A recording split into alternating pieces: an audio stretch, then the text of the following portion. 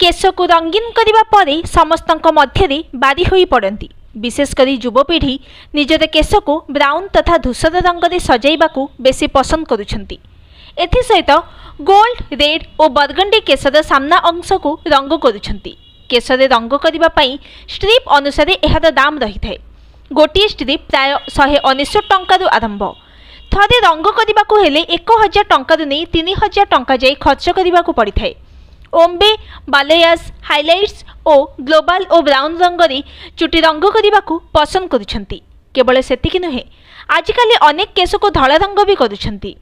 एने शहीद नगर थिबा FH17 पार्लर व्यवसायी संगीता महापात्र कहती, केशरे रंग करने बेले हेयर डिजाइनर माने भल ब्रांड को गुरुत्व दियंती। तेबे घरे निजे रंग कले अपेक्षाकृत कम खर्चरे होइथाय। मात्र एथिपाई केश कलर करने बाबद उचित ज्ञान थिबा आवश्यक।